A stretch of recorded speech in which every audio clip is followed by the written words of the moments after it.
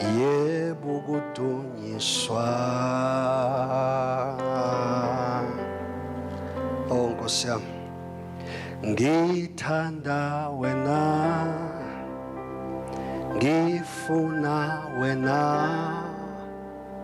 ngikhonza wena, wena Jesu, akekho munye ofanelwe, yebo kudunyiswa. Nkosi yami, hallelujah, hallelujah, hallelujah, busa,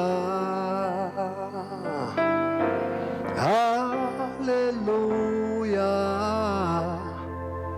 hallelujah,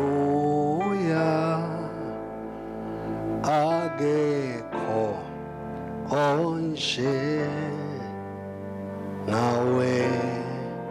Hallelujah, hallelujah. Thank you, Lord. Hallelujah, hallelujah, Musa. Hallelujah, hallelujah, akekho onje. Colossians chapter 3. Oh God.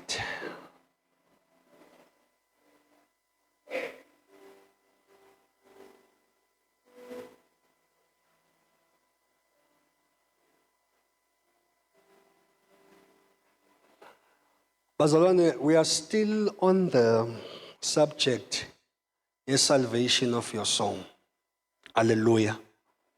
But as I navigate deeper into this subject, they are sub-topics kuwo. So njengamanje i-topic esikuyo kule subject, salvation of the soul. We are looking at Christ as our model. Sibuku Jesu eyisibonelo phambi kwethu, where we need to conform to his likeness. Hallelujah. That is the greatest assignment in the life of a believer, to conform into the likeness of Christ. That is the climax of our walk, to conform to his likeness.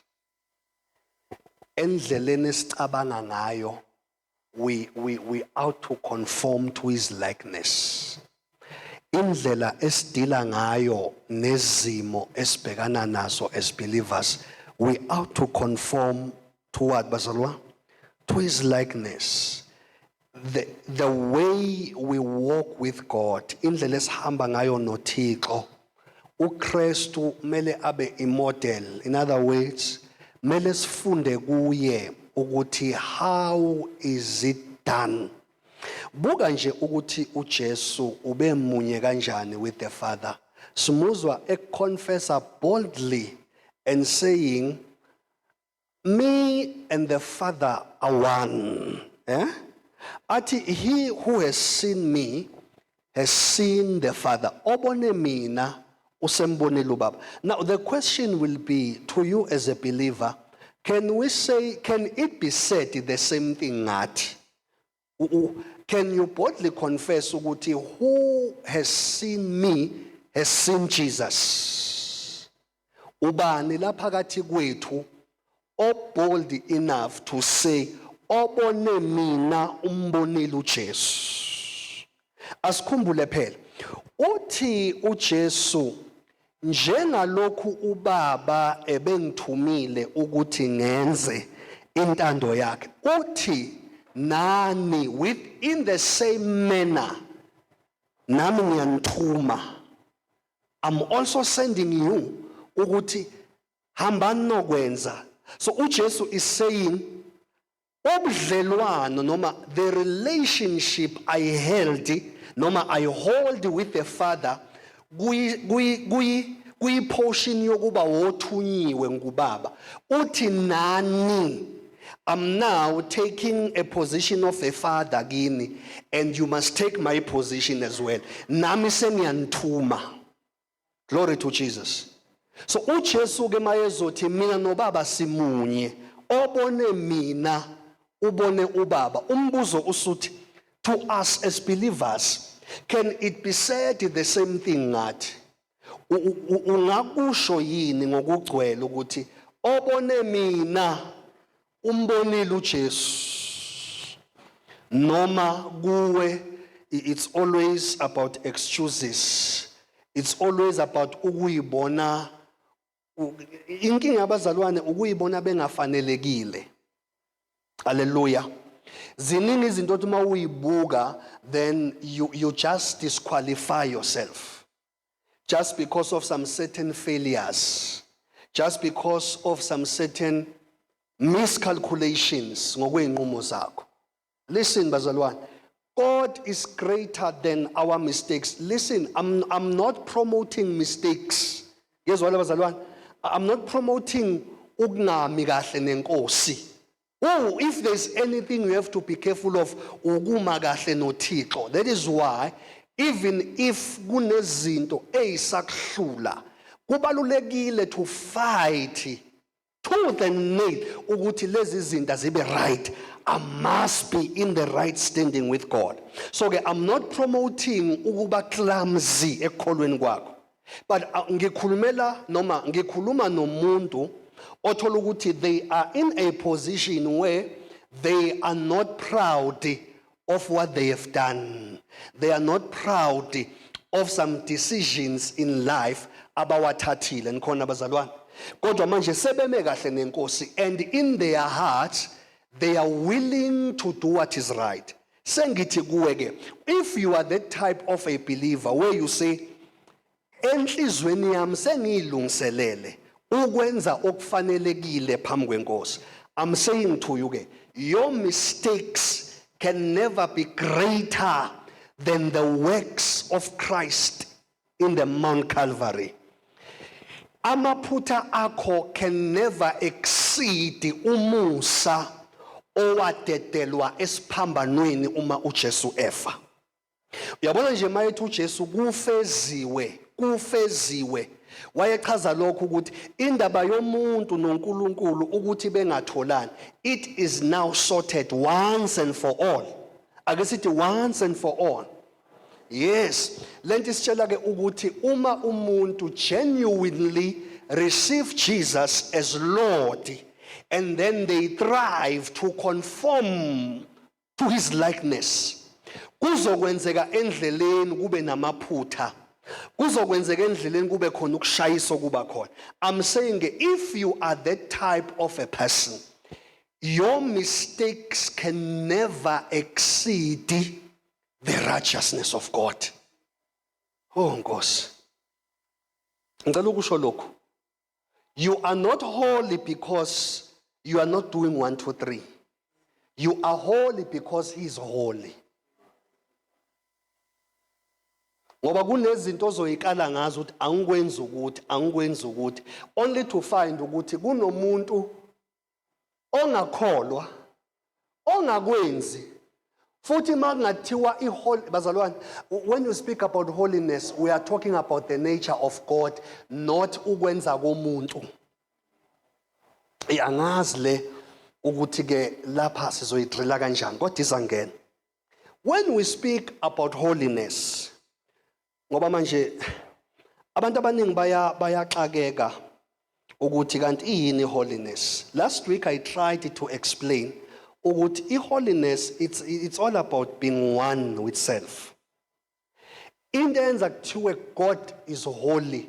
God is holy ngoba he is one with himself. And ipurpose yakhe noma whatever he does akuyitholi kungasaphumeleli just because umqondo omningi eyedwa. No, he becomes one with himself. So as a result he is holy, ungcwele. Ngoba ukwazi ukwenza ezinye izinto engakhona ukwenzeka. But zonke lezi zinto ukwazi ukuzenza because of ubungcwele bakhe, meaning because of his oneness. Nikhona bazalwane? uJesu uyathandaza kuJohn chapter 17. Uthi njengalokhu mina nawe simunye nabo as a church ababe njani? Ababe munye. That is holiness, ukuthi ibandla libe ngcwele. Makuthiwa ibandla lingcwele akukhulunywe ukuthi ibandla liphuza utshwala, ngoba baningi abantu abangakholwa kodwa baphuza utshwala. Makuthiwa ibandla lingcwele akukhulunywe ukuthi alixoxi indaba, ngoba bakhona abantu abakhonza amanye ama-altar bathi abayikhuluma indaba. So makukhulunywa about the holiness in the church, kukhulunywa ngokuthi a church must be one mind, a church must be one heart, and the church must be one spirit. Mangiya kumama uShabangu, uma ngisuka kuye ngiya kumkhokheli wami, angingathola okuhlukile from what I found kumama uShabangu where Christ is concerned.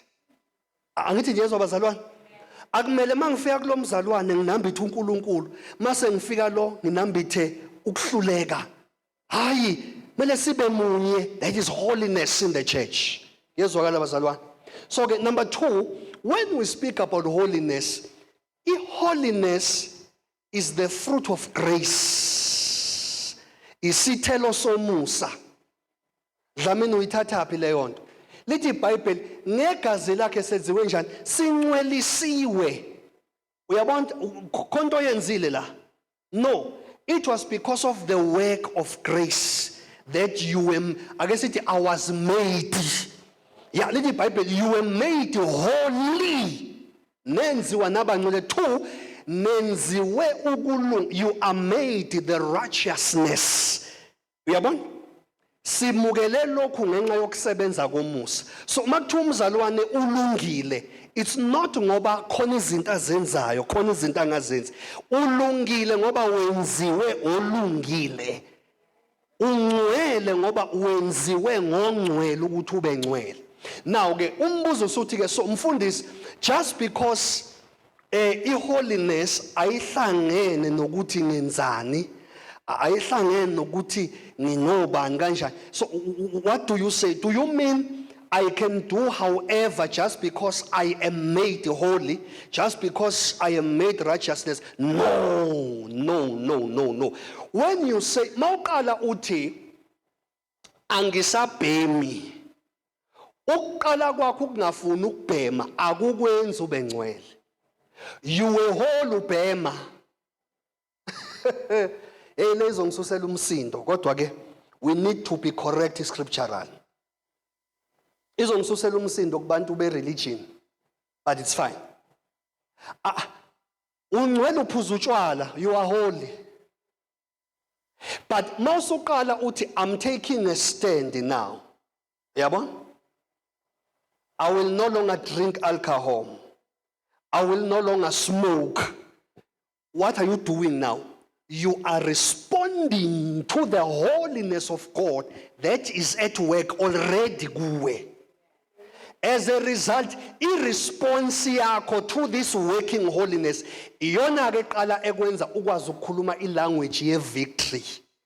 Iyona ekwenza uqale ukhuluma ilanguage ye-blessing. Iyona eqala ikunike ilanguage yama-breakthroughs in life.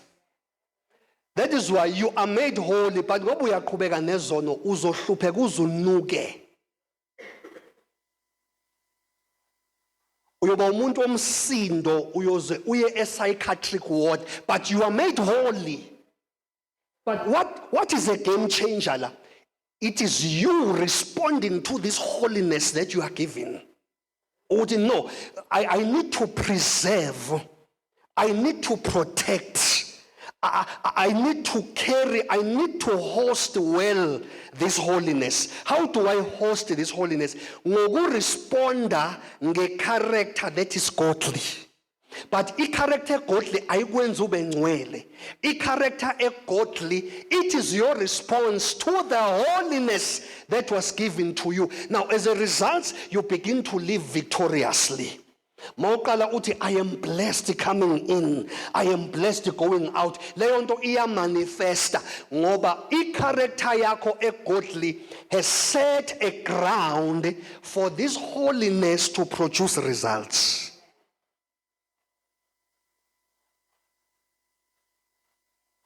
You should are made holy. Yes, you are made holy. But you are not holy because of your own standards and character. Your own standards and your own character, they respond, they zingama responders to the already working holiness, to the already working righteousness kuwe. Waqala wa responda kanjalo, then you will see ubumnandi bokukholwa. Uqala understand what does it mean to command the evil spirits and they bow to you. Wakombona umzalwane ophethe igama lika Jesu namandla kodwa maye ekhuluma nemimoya kwenzeke lutho. Yabona kwathuleka manje. Hallelujah. Sabathe, in the mighty name of Jesus, ubuyibona ngathi akuzwakali kahle, ubuye uthi angibe uMageba ngegama lika Jesu, uthi udlala ngama voice akwenzeki lutho. But this power is there. Nikhona bazalwane, ukuthi there is no response okandlela kusho ukuthi amandla wekho akhona, but konke walokhile. Ongathi mawushintsha ukwenza bese aba released. Those are the sons of Aaron, the priest.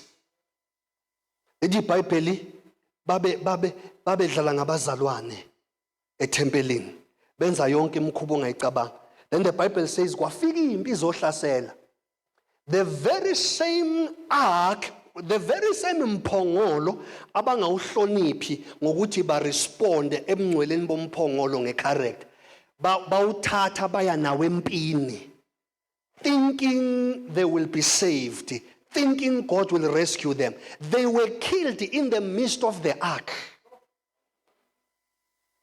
Does that mean the ark carried no power? No, it carried power. But you can't expect ubungcwele namandla kaNkulunkulu asebenze ezimeni zakho kodwa engasebenzi kuwe.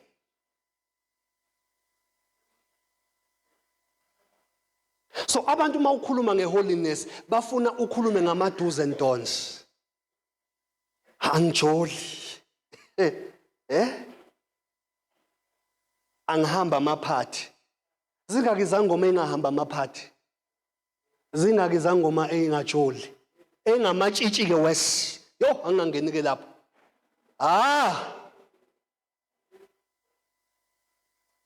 Ngisho mina abafowethu laba abathi bamukela ubizo labaphansi. Abanye they are pure virgins.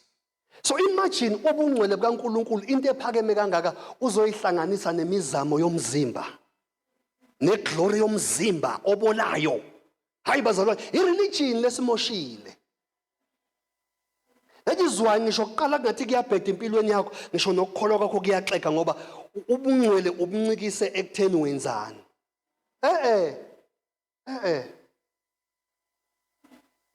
But uma ungafuni ukuresponda to this holiness by living right, ungafuni ukuresponda to this holiness nikhona nibazalwane. Ungafuni ukuresponda ngendlela right, you will miss the blessings. You will miss the levels of grace aphethwe ilobungcwele, aphethwe ilokhu kulunga kaNkulunkulu onikwe kona we nikhona bazalwane. In fact alisho ithi iBhayibheli sinikiwe thiwa senziwe, we are made holy. Hawu Sam, bazalwane nenze njani manje? Lithini iBhayibheli? We are made. You can't bake a cake bese ikhekhe ulizwe lisinga ama praises kulo. Lithi ngaze ngamuhle. Ngiyakhumbula ngiphenduka endishini ngizithi kanje. Ngisho libuku ikhekhe ubuhle balo akunconywa lona phese. Lithi linconywa bese kuthiwa ubani olenzile. Uhamba funakale umenzi walo ukuze udumo oluphelele lungaye ekhekheni. But liye kumenzi. But kuyenzeka ikhekhe lithi liyenziwa ligoloze. Azathi omunye angazi ngigeje iphi recipe la. Omunye kuze kuthiwa unesandla esibi. No kunqabe yona inhlama. Am I communicating bazalwane? Kunqabe ini la? Inhlama enqabile. But umenzi was prepared to bring out the best in this cake. So it is the same with us and God. We are made holy. We are made senziwe saba ukulunga. Inkosi yami, senziwe saba ukulunga kwakhe. This newness of life is deep. Senziwe saba yini bazalwane? Ukulunga kwakhe. So kusho ukuthi abantu abangakholwa mele mabephuthaza ukulunga kaNkulunkulu baye ngakuphi? Manje baye kubazalwane? Mele baye kumzalwane. Ngoba umzalwane he is a reflection of God's righteousness. Mele abantu mabecinga ubungcwele ukuhluka nokuba peculiar kaJehova akumele baze baye ezulwini ngoba umzimba wakho ukhona emhlabeni, which is the church.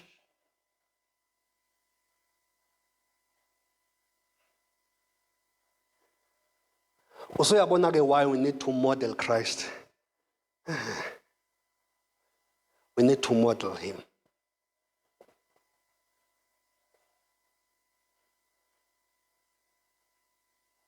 Lento yokuphilela inkosi isifundisa ukuthi number 1, we must have a mind that is ready. Nezwa bazalwane.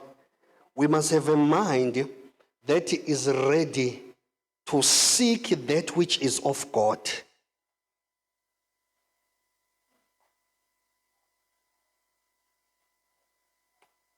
In your prayers, uke wayinawo ukuthi wena njalo mawuthandaza it's all about you and what you want. Even if faith yakho mayizovutha ngalezo insuku kuya ngokuthi lento oyifunayo uNkulunkulu umkholelwa yona kangakanani.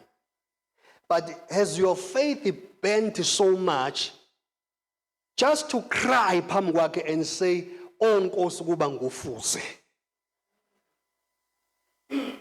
Ungacela imali, ungacela ibhizinisi elinqanqayo, uthi nje "Oh Nkosi ukuba ngufuze."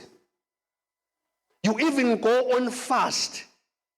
You break your flesh. Yabona? You torment your soul to say, "Oh, ukuba nje ngufuze Nkosi." Ingakho ke masingabazalwane kwesinye isikhathi uzothola ukuthi kunezono esihlulekayo ukuthi break free kuzo. Kwesinye isikhathi hayi ukuthi lezi zono we can't break free kuzo. It's because sometimes asikabi broken enough enkazimulweni yakhe to say angisayifuni lento. That is why iBhayibheli lithi anikalwe nesono mangakafika egazini. Yabona ke? Asikenze njani bazalwane? Asikalwe nesono until kuze kufike kuphi? Until it's a matter of life and death.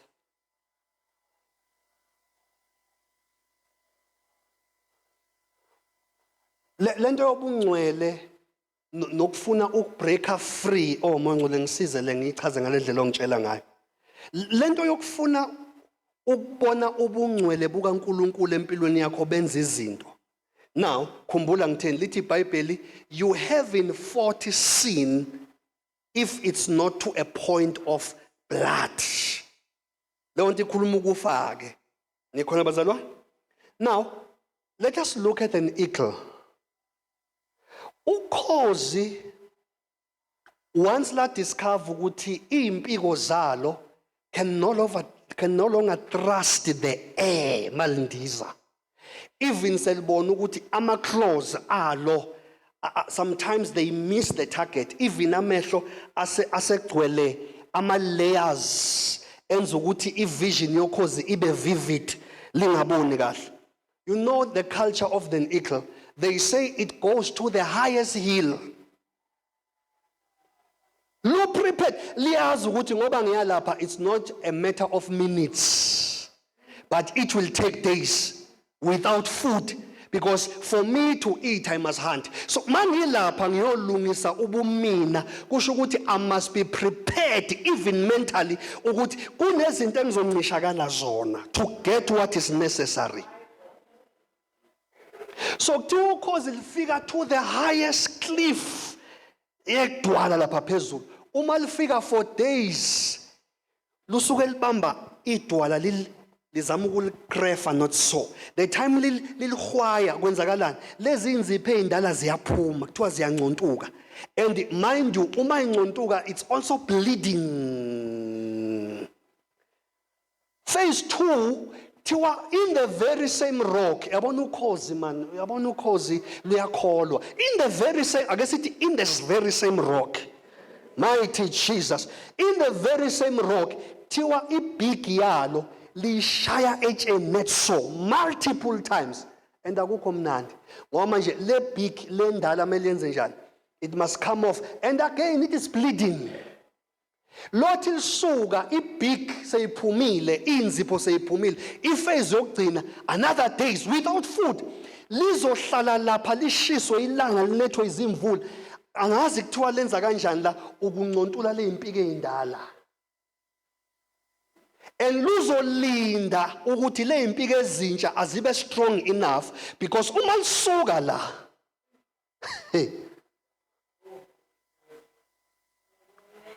so nomzalwane ke makuthiwa kunezinto obona ukuthi ziyakuhlula usabathe akufikela khona uthi I have to go and break in his presence. If it cost me ubuhlungu ukuthi lento igcine yenzekile akube njalo, but the goal ukumfuza. Ngoba manje ukhozi linikiwe ubukhozi alizenzanga, angithi manje ngiyasho ke ukhozi lenze njani, linikiwe njengalokhu nathi sinikiwe, senziwe saba ngcwele, senziwe saba ukulunga kukaNkulunkulu. Kodwa lokhu kulunga, it doesn't just manifest izinto. There is a part we have to play, and that part is to respond to this righteousness, is to respond to this holiness by a right living. So a right living ibiza so much it kubiza igazi to reach the standard of this holiness that we are given, to reach the standard of this righteousness that we are given. I can say to Christ Jesus, our model. Lithi iBhayibheli uma kufika isikhathi sokuthi alingwe laphaya, the Bible says akuphumanga nelilodwa elibolileyo kuye. Oh, remember, this Jesus is 100% man. Ake sibeke eceleni ka 100% God, but umuntu phaqa. Kusho ukuthi kunama triggers kuye. Enye lama triggers sayibona makumela yobethelwa. Wathi lesitsha sindlule. Sekuvuka ubuntu asindlule. Ngoba umuntu uyayisaba into ezomenza angabi comfortable. Kwanawe nje kumanje uxabene noThixo ngoba kunezinto athi zenze, and uyeza ukuthi lezi zinto they are costing you your comfort.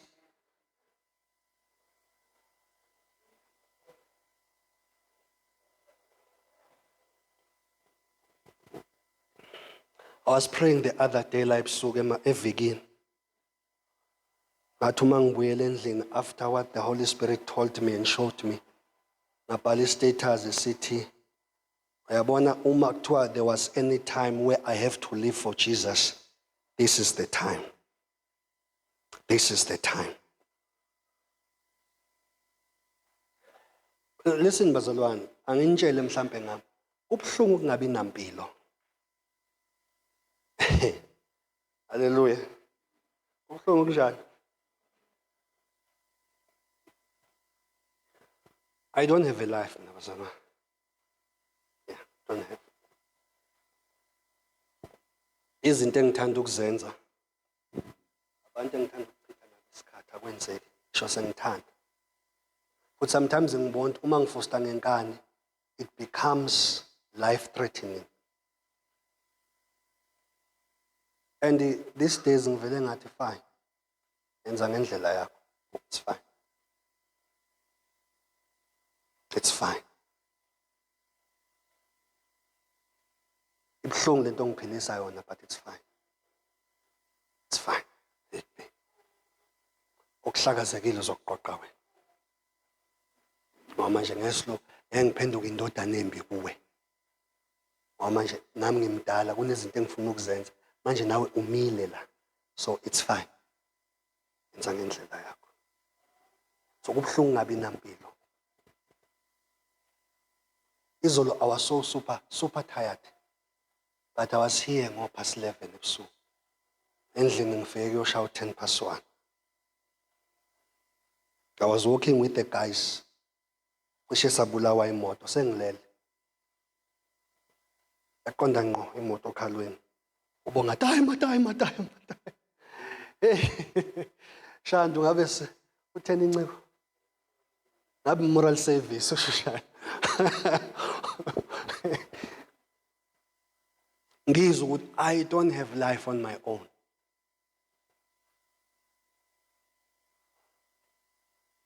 Ngeke ngithanda ukucisha ifoni ngihlale nabantu sixoxe normal conversation kube mnandi but akwenzeki. Wembali. Ukuthi uhleli nabantu noma uhleli nomuntu uze uthi awusekho la. Sekunomhlaba okubizayo somewhere sekumele uyoze uthi kuthiwani. Ngize ngayibuza kule insuku Friday izolo ekseni ngifike ngo2 endlini besile kwaMdakane preparing izinto for inkonzo. Beke ngo2 bengilokhu ngiyibuza ukuthi impilo bani le umuntu uyotholana le mpilo. Ngoba ngiyeza ukuthi nami iyaqala manje ishaya ngenye indlela kimi. Because I'm seeing mama kaTumela ukuthi lento ingikhosta izinto ezidelicate nakimi.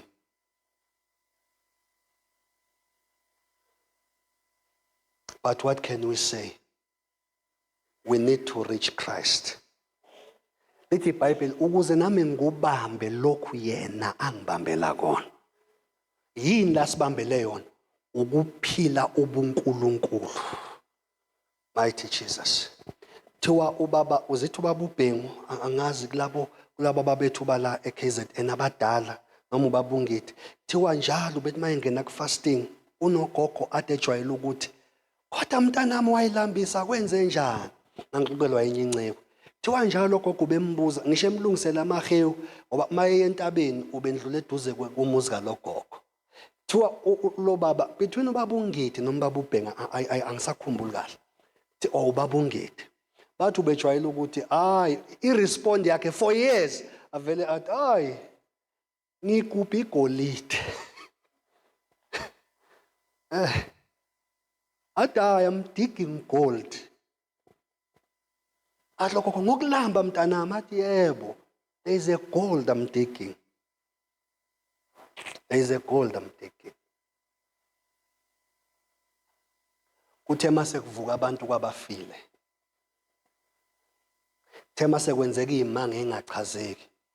Lo gogo wathi sengiyalibona igolide wawukhuluma ngalo mntanami. So ngiyacela bazalwane nawe angisho ukuthi ihlanya njengodlamini ngiyeke mina ngiyehlanyela ngiyeke. Don't worry about it. But nawe as a believer ungavumeli ukukholwa ungavumi ukuba nokukholwa oku-imaginalized. Do you know what I mean by imaginalized?